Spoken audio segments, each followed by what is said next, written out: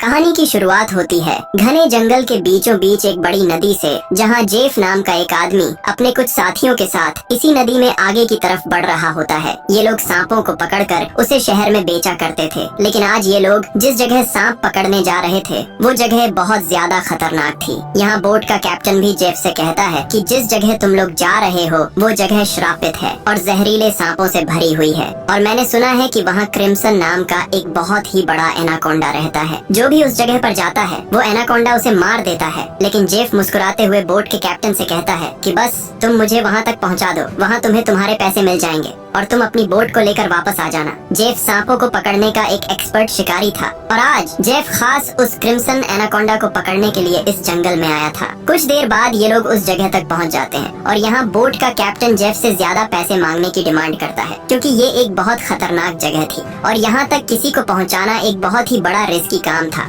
Jeff भी इनकार नहीं करता और वो जेब से पैसे निकाल कर उसे दे देता है। लेकिन जैसे ही बोट का कैप्टन पैसे लेने के लिए दोनों हाथ आगे बढ़ाता है, तब जेफ जानबूझकर पैसे नीचे गिरा देता है, जिसे खुशी खुशी बोट का कैप्टन उठाने लगता है। पैसे उठाने के बाद जब वो मुस्कुराते हुए जेफ की तरफ देखता है, तब जेफ उसके गले में चाकू घोंपकर उसे मार देता है और बेरहमी से उसका गला काटकर नदी के पानी में उसका सिर फेंक देता है। ये सब कुछ नदी के किनारे खड़े जेफ के साथी भी देख रहे थे। जेफ को ऐसा करते देखकर वो दोनों बहुत ज्यादा डर जाते हैं। इसके बाद जेफ अपने दो साथियों के पास आता है और उनसे कहता है कि अगर तुम दोनों ने भी मुझे धोखा देने की कोशिश की तो तुम्हारा भी यही हाल होगा। इसके बाद ये तीनों जंगल में आगे बढ़ते हुए एक जगह पर पहुँचते हैं, जहाँ उन्हें सांपों की एक बड़ी मूर्ति दिखाई देती है और ये देखते हुए जेफ कहता है तो आखिर क्रिम्सन एनाकोंडा की कहानी सच थी। दूसरी तरफ जेफ के साथियों को बहुत सारे सांप मिल जाते हैं, जिन्हें देखकर वो भी बहुत ज्यादा खुश हो जाते हैं। इसके बाद ये दोनों जल्दी से सभी सांपों को पकड़कर बैग में बंद करने लगते हैं, जबकि जेफ इन छोटे सांपों पर ध्यान नहीं देता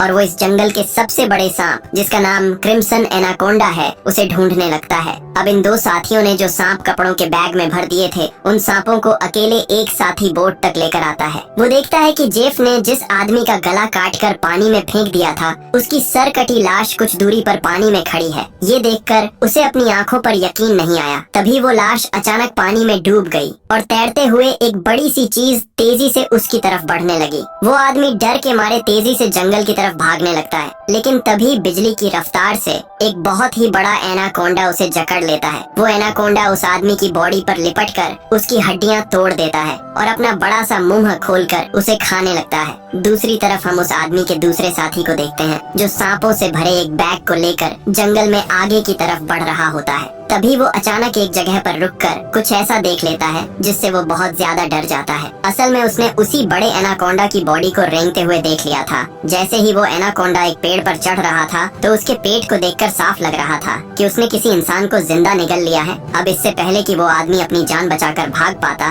तभी वो एनाकोंडा उसके साथी की लाश को उगल देता है। इसके बाद वो सांप उस आदमी को भी पकड़ लेता है। वो सांप उस आदमी को जकड़कर जोर से दबाता है और पेड़ से लिपटकर उस आदमी को भी खाने लग जाता है। ये सब कुछ ही दूर से जेफ भी देख रहा होता है और ये देखकर जेफ अपने साथी को बचाने के बजाय खुश हो रहा था, क्योंकि जेफ भी यही चाहता था कि कोई उस सांप का चारा बन जाए और जब चारे को खाते समय सांप का ध्यान भटक जाए, तब जेफ सांप को बेहोश करके मार दे। इसके बाद जेफ अपना शॉटगन निकालकर सांप को बेहोश करने ही वाला था कि तभी अचानक जंगल के सभी जानवर और बर्ड्स शोर मचाने लगे, जिनकी आवाज सुनते हुए वो एनाकोंडा अपने शिकार को ऐसे ही छोड़कर चला जाता है। आखिर कुछ तो ऐसा था जिससे जंगल के सभी जानवर डर रहे थे। अब यहाँ सीन कट होता है और हमें एक सर्कस शो दिखाया जाता है। ये सर्कस अब बंद होने के कगार पर था। कोई भी इस सर्कस को देखने का इंटरेस्ट नहीं रखता था। यहाँ सर्कस के मालिक के पास बिली यांग नाम का एक लड़का आता है, जो सर्कस के मालिक को पैसों से भरा हुआ एक सूटकेस देकर सर्कस में काम करने वाले सभी लोगों को खरीद लेता है,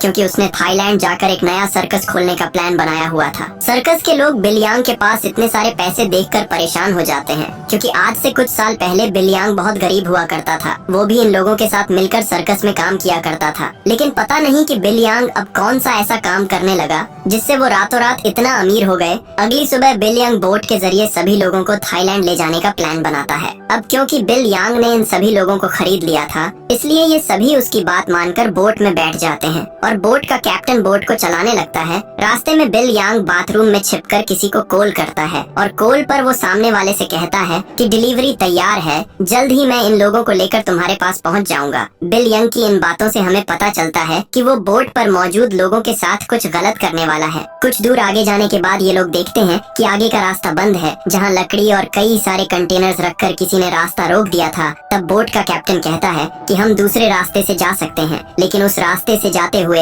हमें थाईलैंड पहुंचने में बहुत टाइम लगेगा। इसलिए बिल यांग को कैप्टन का आइडिया पसंद नहीं आता। वो कैप्टन को धमकी देता है कि जो भी हो हमें वक्त पर थाईलैंड पहुंचना है, क्योंकि वहाँ हमारा शो है जिसके पैसे मैं एडवांस ले चुका हूँ। अगर हमने शो नहीं किया तो हम बर्बाद हो जाएंगे। कैप्टन कहता है कि अगर तुम लोग लंबे रास्ते से नहीं जाना चाहते तो फिर हमारे पास यही एक रास्ता है। वो कहता है कि हम इन सारी चीजों को बॉम्ब से उड़ा देंगे और अपना रास्ता बनाकर यहाँ से निकल जाएंगे। बिली यंग को कैप्टन की बात ठीक लगती है और वो इसके लिए तैयार हो जाता है, लेकिन उन्हें पता नहीं था कि ये लोग कितनी बड़ी गलती करने जा रहे हैं। इसके बाद ये लोग कंटेनर्स के पास बॉम्ब रखते हैं और फिर उन्हें रिमोट से उड़ा देते हैं। ऐसा करने से उनका रास्ता तो साफ हो गया, लेकिन धमाके की वजह से ढेर सारे सांप उनके बोट पर गिर जाते हैं, क्योंकि उन सभी कंटेनर्स में सांप भरे थे। डर के मारे ये लोग यहाँ वहाँ भागने लगते हैं। अब पूरी बोट सांपों से भर चुकी थी और ये सांप बोट पर मौजूद लोगों को डसने लगते हैं। यहाँ लेनी नाम की एक लड़की समझदारी से काम लेते हुए पाइप के जरिए प्रेशर से पानी खोल देती है और अपने आसपास जितने भी सांप होते हैं सबको बोट से नीचे पानी में गिरा देती है।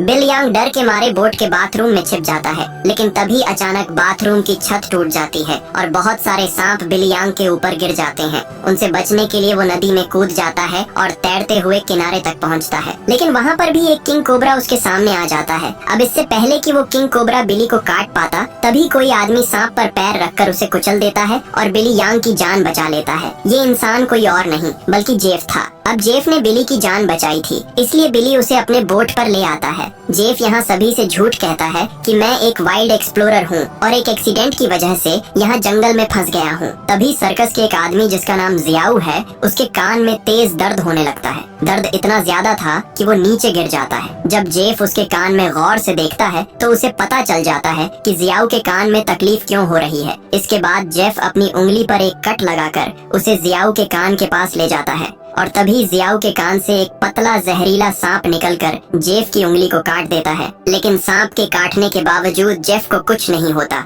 और वो उस पतले सांप को पानी में फेंक देता है। ये देखकर लेनी बहुत हैरान हो जाती है और सोचने लगती है कि आखिर सांप के काटने के बाद भी जेफ पर जहर का असर क्यों नहीं हुआ। लेनी भी सांपों के बारे में जानकारी रखती थी। वो जानती थी कि एक सांप के जहर से इम्यून होने के लिए इंसान को बहुत सारा सांप का जहर अपने शरीर में डालना पड़ता है, तब जाकर उस इंसान पर सांप के जहर का असर नहीं होता। ये सारी चीज वो बिली यंग को भी बताती है और कहती है, मुझे जेफ ठीक नहीं लग रहा। तुमने भी देखा कि सांप ने उसे उंगली पर काटा, लेकिन जेफ को कुछ नहीं हुआ। लेकिन बिल यंग लेनी की बातों पर ध्यान नहीं देता और कहता है कि हमें जेफ का शुक्रिया अदा करना चाहिए, क्योंकि उसने मेरी और हमारे एक साथी की जान बचाई है। दूसरी तरफ जेफ इस बोट के कैप्टन से मिलता है। जेफ बोट के कैप्टन को ढेर सारे पैसे देकर एक नक्शा दिखाता है और बोट के कैप्टन से कहता है कि अगर तुमने मुझे नक्शे पर बताई गई जगह पर पहुंचाया तो मैं वहां पहुंचकर तुम्हें और भी ढेर सारे पैसे दूंगा। कैप्टन उस जगह का नाम सुनते ही बंदूक उठाकर जेफ पर तान देता है। वो कहता है कि अगर दोबारा तुमने वहां जाने की बात की तो मैं तुम्हें गोली मार दूंगा।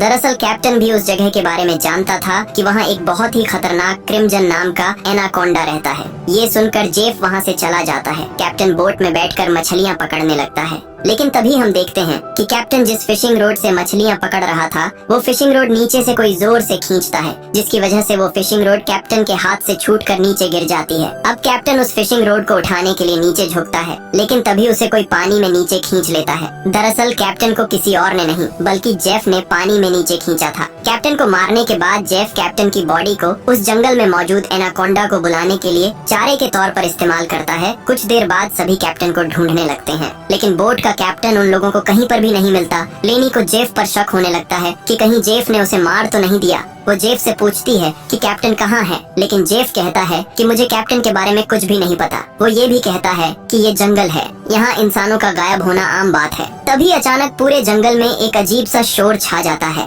जंगल के सभी परिंदे और जानवर शोर मचाकर भागने लगते हैं। तभी एकदम से उन सबको पानी में कुछ अजीब सी हलचल सुनाई देती है। एक साथी कहता है कि ये आवाज कैसी है। तब जेफ खुश होकर कहता है कि कुछ बड़ा आने वाला है। जेफ की खुशी से ये साफ जाहिर हो रहा था कि जैसे वो इस आने वाले खतरे का इंतजार कर रहा था। तभी हम देखते हैं कि नदी की गहराई में एक बहुत ही बड़ा अनाकोंडा जेफ के लगाए जाल की तरफ बढ़ रहा है। जेफ का लगाया हुआ फिशिंग रोड जोरों से नीचे की तरफ खींचता है। अब जेफ एनाकोंडा को पकड़ने के लिए फिशिंग रोड को पकड़ने की कोशिश करता है, लेकिन वो एनाकोंडा इतनी आसानी से जेफ के जाल में कहाँ फंसने वाला था। तभी वो एनाकोंडा उनके सामने आ जाता है। ये एनाकोंडा आकार में बहुत बड़ा और बेहद डरावना था, जिसे देखकर सबके गले में सांसें अटक जाती हैं। जेफ ने जो फिशिंग रोड की रस्सी पकड़ी हुई थी, एनाकोंडा उस रस्सी को जोर से खींचता है, जिससे जेफ नीचे पानी में गिर जाता है। वो एनाकोंडा जेफ को पानी में इधर उधर पटकने लगता है, लेकिन जेफ इतनी आसानी से हार मानने वाला नहीं था। वो खुद को बचाने के लिए तैरते हुए उसी नदी में मौजूद एक छोटी बोट पर चढ़ जाता है और एनाकोंडा को पकड़ने वाले जाल की रस्सी को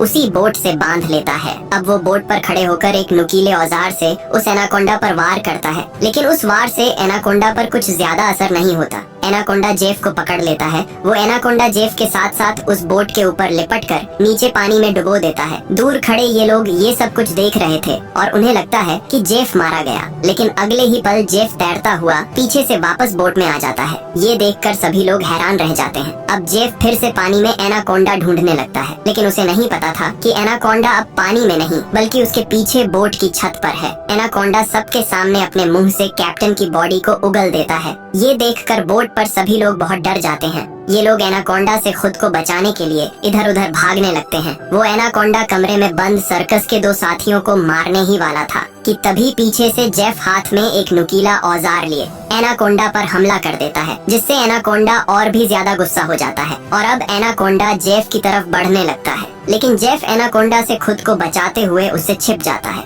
मगर एनाकोंडा भी जेफ का पीछा नहीं छोड़ता। वो जेफ को ढूंढने के लिए बोट के अंदर घुस जाता है, जहां बोट के अंदर सर्कस के बाकी लोग भी छिपे हुए थे। लकीली एनाकोंडा बिली और डायना को देख नहीं पाता। वो उनके ऊपर से रेंगते हुए खिड़की से होकर बोट से बाहर निकल जाता है। ये सभी लोग बोट के कोने कोने में छिपे हुए थे। एनाकोंडा इन लोगों को ढूंढते हुए जब बाथरूम की तरफ जाता है तो वो एक बच्चे और जियाओ को देखता है। एनाकोंडा तुरंत उन दोनों पर हमला कर देता है, लेकिन ये दोनों खुद को बचाते हुए वहाँ से निकल जाते हैं। अब उनके पास लेनी भी पहुँच जाती है। जैसे ही एनाकोंडा लेनी पर हमला करता है, तब जियाओ समझदारी से काम लेते हुए एनाकोंडा के सिर के आगे एक मटका लाता है, जिससे एनाकोंडा का सिर मटके के अंदर फंस जाता है। मटके से अपना सिर निकालने के लिए एनाकोंडा तड़पने लगता है और इसी हलचल में यहाँ पर केरोसिन ऑयल का गैलन गिर जाता है। एनाकोंडा अपने सिर से मटके को निकालने के लिए पूरी तरह से बेकाबू हो जाता है। वो यहाँ वहाँ खुद को मारता है और आखिर में वो अपने सिर को बोट से पटक कर मटके को तोड़ देता है, जिससे उसका सिर आजाद हो जाता है।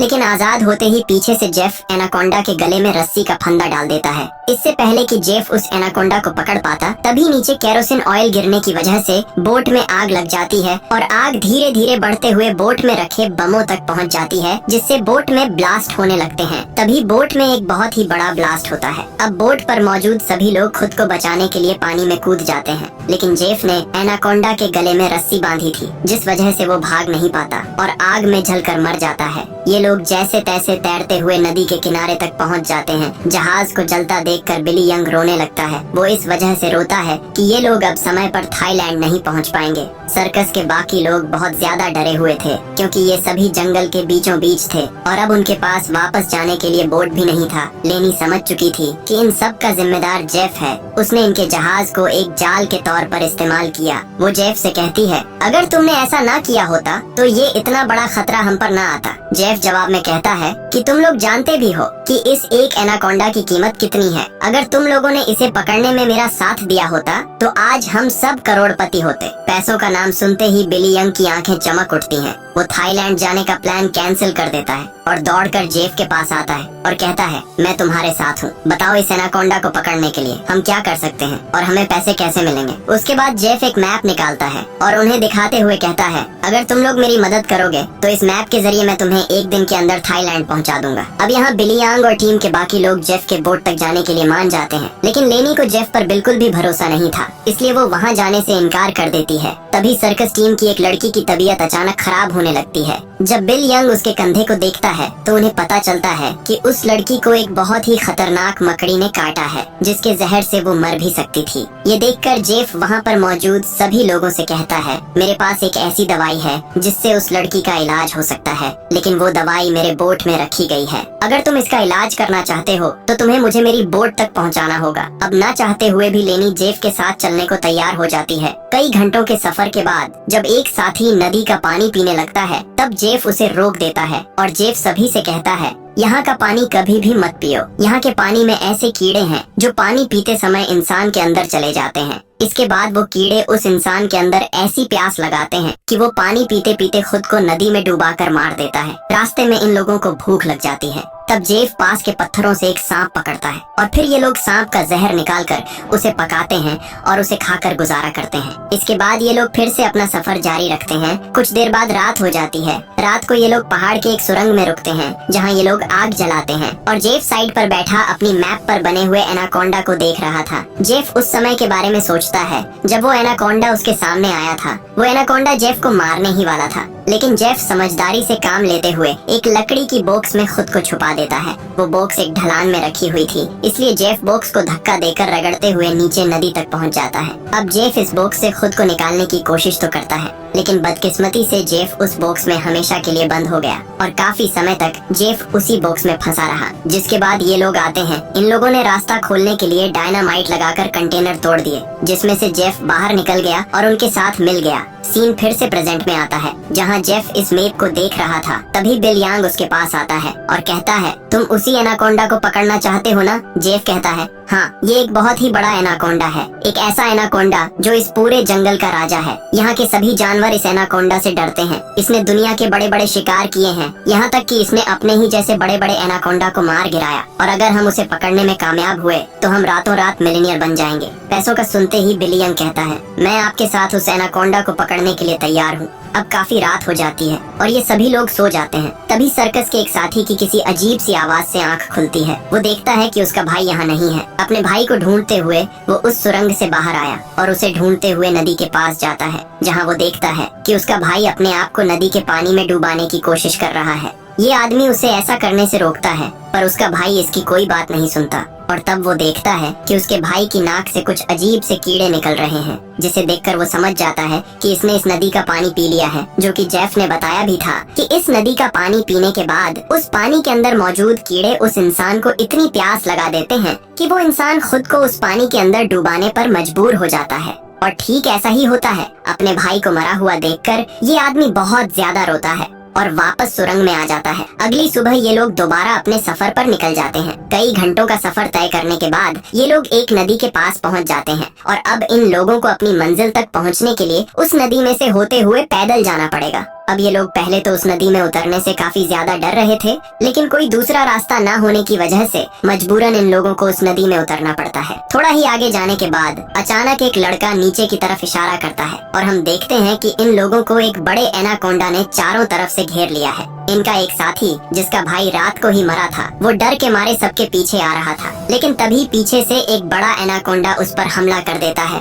और उसे बुरी तरह से जकड़ लेता है। लेनी उसकी मदद करने के लिए आगे बढ़ती है, पर वो ज्यादा कुछ नहीं कर पाती, क्योंकि उसके पहुंचने से पहले ही एनाकोंडा उस आदमी की हड्डियों को तोड़ चुका था और फिर वो एनाकोंडा उस आदमी को अपने साथ पानी में डुबा देता है। अब ये लोग अपनी जान बचाने के लिए नदी में आगे की तरफ भागने लगते हैं। कुछ देर बाद आखिर ये सब लोग जेफ की बोट तक पहुंच जाते हैं, जहां जेफ अपने वादे के मुताबिक उन लोगों को उस लड़की के लिए एंटीडोट दे देता है, जिसे कंधे पर जहरीली मकड़ी ने काटा था। अब यहाँ से थाईलैंड की जमीन भी काफी करीब थी और ये सभी थाईलैंड जाने के लिए निकलते हैं, लेकिन तभी जेफ उन लोगों को रोक देता है। दरअसल जेफ इसलिए इन लोगों को इस जगह पर लाया था ताकि वो इन लोगों को चारे की तरह इस्तेमाल कर सके। जेफ उन सब लोगों से कहता है कि मैं तुम सब लोगों को वादे के मुताबिक सही सलामत यहाँ तक ले आया हूँ, लेकिन अब तुम लोगों को भी अपना वादा पूरा करना होगा। तुम्हें मेरी मदद करनी होगी। तब वो छोटा बच्चा जेफ से कहता है कि अगर तुम्हारी ये मदद उस एनाकोंडा से जुड़ी है तो हम तुम्हारी कोई मदद नहीं करेंगे। इनकी ये बातें सुनते ही जेफ अपनी बंदूक निकाल लेता है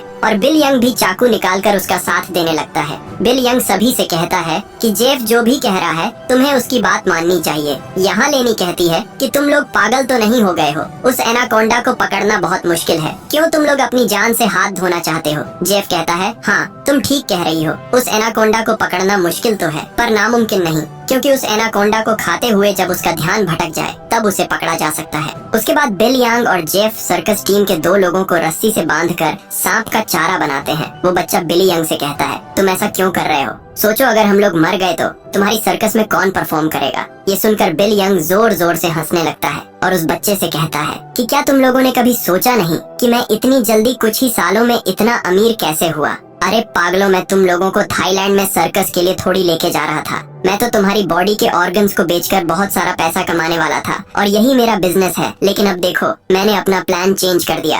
अब मैं जेफ के साथ मिल गया हूँ क्योंकि मैं जानता हूँ कि तुम्हारे बॉडी पार्ट्स से भी ज्यादा पैसे मुझे ये एनाकोंडा दे सकता है। दूसरी तरफ जेफ ने उन 2 लड़कियों को भी बांध दिया था और अब वो एक लड़की से बदतमीजी करने लगा था। अब यहाँ वो लड़की समझदारी से काम लेते हुए ऐसा दिखाती है कि वो जेफ का साथ देना चाहती है। जेफ उसकी चाल को समझ नहीं पाता। वो लड़की जेफ के करीब आकर जेफ के बालों में हाथ मारने लगती है और मौका मिलते ही वो लड़की जेफ की पॉकेट से गन निकालकर जेफ पर तान देती है। अब वो लड़की जैसे ही जेफ को शूट करती है तो बंदूक से गोली नहीं चलती क्योंकि उसको बंदूक का लॉक खोलना नहीं आ रहा था। अब जेफ गुस्से में आकर उससे बंदूक छीन लेता है और उसी लड़की पर तान कर उसे मारने ही वाला होता है कि तब तक लेनी ने भी खुद को आजाद कर लिया था और वो एक शीशे के नुकीले टुकड़े से जेफ के पेट पर वार करती है। अब जेफ लेनी को धक्का देकर पीछे धकेल देता है, लेकिन तब वो दूसरी लड़की भी जेफ पर हमला कर देती है और पीछे से लेनी भी जेफ से बंदूक छीनने की कोशिश करती है। इसी हाथापाई में गोली चलने की आवाज आती है, लेकिन पता नहीं चल पाता कि ये गोली किसको लगी। दूसरी तरफ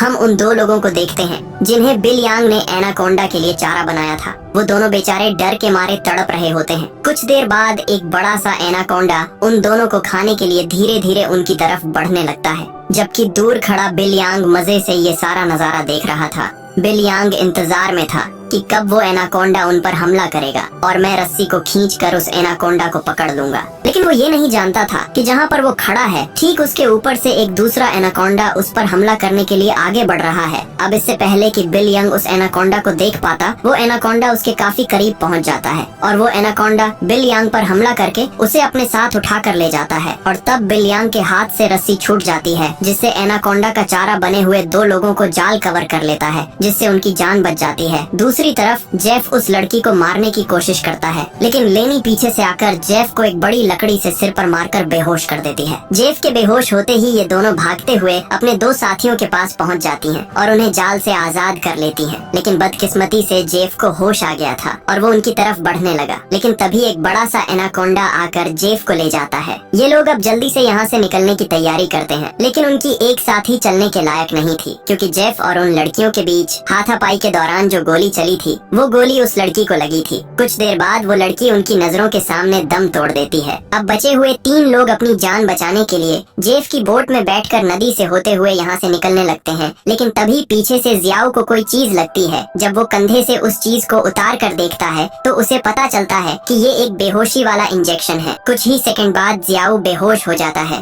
और जियाओ को बेहोश करने वाला कोई और नहीं बल्कि जेफ ही था। यानी उस एनाकोंडा के हमले से भी वो बच गया था और उसने एनाकोंडा का सिर काटकर उसे मार दिया था। अब जेफ उन तीनों को पकड़कर एनाकोंडा के चारे के लिए बांध देता है और उनके चारों तरफ तेज धार वाली लोहे की तार बांध देता है और साथ में वहाँ पर खून भी छिड़क देता है, जिसके बाद वो उनके जाल की रस्सी को पकड़कर यहाँ से कुछ दूर खड़ा हो जाता है। कुछ देर बाद कई सारे एनाकोंडास खून को सूंघते हुए उन तीनों की तरफ बढ़ने लगते हैं। ये तीनों बहुत ज्यादा डरे हुए होते हैं और उनको अपनी मौत आंखों के सामने नजर आ रही होती है। ये सभी एनाकोंडास उन तीनों को मारने के लिए उनके काफी करीब पहुंच जाते हैं, लेकिन तभी एक बार फिर से जंगल के सभी जानवर शोर मचाकर भागने लगते हैं और यहाँ पर मौजूद सभी एनाकोंडास भी किसी को देखकर एक एक करके भागने लगते हैं। लेकिन एक एनाकोंडा अभी भी उन तीनों को मारने के लिए रुका हुआ था, पर तभी वहाँ पर क्रिम्सन एनाकोंडा आ जाता है और वो उस अकेले रुके हुए सांप पर हमला करके उसे एक ही झटके में मार देता है। यहाँ हम उस क्रिम्सन एनाकोंडा को अच्छी तरह से देख पाते हैं, जो साइज में बहुत ही ज्यादा बड़ा और खतरनाक खतरनाक था, जिसे देखकर ये तीनों बहुत ज्यादा डर जाते हैं। लेकिन दूर खड़ा जेफ क्रिम्सन एनाकोंडा को देखकर बहुत खुश होता है। वो एनाकोंडा उन तीनों से लिपटकर अपना बड़ा सा मुंह खोलकर उन तीनों को खाने ही वाला था कि तभी जेफ जाल की रस्सी छोड़ देता है, जिसमें वो एनाकोंडा फंस जाता है। ये एनाकोंडा अपने आप को छुड़ाने के लिए तड़पने लगता है। वो काफी जोर लगाकर खुद को आजाद करने की कोशिश करता है, लेकिन जब वो आजाद नहीं हो पाता तब वो अपने तेज नुकीले दांतों से जाल की रस्सी काटकर खुद को आजाद कर लेता है। लेकिन अभी भी जाल की रस्सी उसके बॉडी में फंसी हुई थी, इसलिए जेफ रस्सी को मजबूती से पकड़कर उसे पकड़ने की कोशिश करता है। पर जेफ एनाकोंडा की ताकत का मुकाबला कहाँ कर सकता था। जेफ उसे पकड़ने की कोशिश में दो पेड़ों के बीच फंस जाता है और अब वो उन पेड़ों से बाहर निकल नहीं पाता और मौके का फायदा उठाते हुए वो क्रिम्सन एनाकोंडा जेफ की तरफ बढ़ने लगता है और जेफ को पकड़कर बुरी तरह से जकड़ने लगता है। ये तीन लोग भी अपनी आंखों से ये सारा नजारा देख रहे थे और डर के मारे जल्दी से खुद को छुड़ाने की कोशिश करते हैं, क्योंकि उन्हें पता था कि जेफ के बाद उनकी बारी है।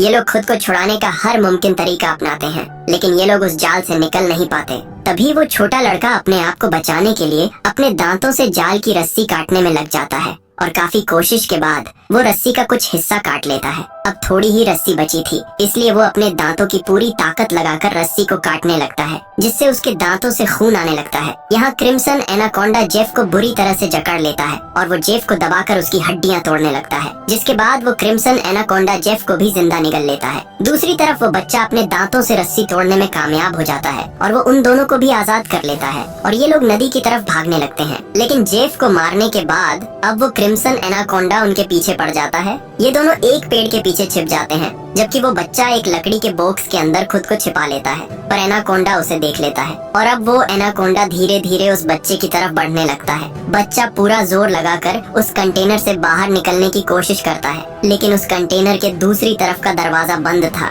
वो बच्चा चिल्लाकर उन दोनों से मदद के लिए पुकारता है और वो एनाकोंडा भी अब बच्चे के काफी करीब आ चुका था। अब इससे पहले कि एनाकोंडा उस बच्चे को मार पाता, तभी बाहर से जियाऊ कंटेनर का दरवाजा तोड़कर उस बच्चे को बचा लेता है। अब ये तीनों फिर से अपनी जान बचाने के लिए एनाकोंडा से भागने लगते हैं, लेकिन ये पूरा जंगल उसी एनाकोंडा का था। इस जंगल में होते हुए ये लोग उससे बचकर नहीं जा सकते थे, इसलिए ये लोग एक पेड़ के पीछे छिप जाते हैं। पर तभी कुछ दूरी पर वो एनाकोंडा उन्हें देख लेता है। उन्हें देखते ही वो एनाकोंडा तेजी से उनकी तरफ आने लगता है। ये लोग खड़े होकर अपनी मौत का इंतजार करने लगते हैं, क्योंकि ये लोग जान चुके थे कि अब उनकी जान नहीं बच पाएगी। पर जैसे ही वो एनाकोंडा अपना बड़ा मुंह खोलकर उन पर हमला करता है, तभी एक मजबूत लोहे की नुकीली तार से उसका सिर बीच से कट जाता है। ये नुकीली तार असल में जेफ ने बिछाई थी, जिससे क्रिम्सन एनाकोंडा का खात्मा हो जाता है। ये लोग यकीन नहीं करते कि उनकी जान बच गई और ये लोग काफी देर तक उसकी बॉडी को देखते रहते हैं और फाइनली ये लोग जल्दी से उस जंगल को छोड़कर यहाँ से निकल जाते हैं और इसी सीन के साथ ये कहानी यहीं पर खत्म हो जाती है। दोस्तों, आपको वीडियो कैसी लगी? लाइक एंड कमेंट करके जरूर बताना। वेल, मिलते हैं अगली शानदार वीडियो में। तब तक के लिए सब्सक्राइब बटन दबा दो।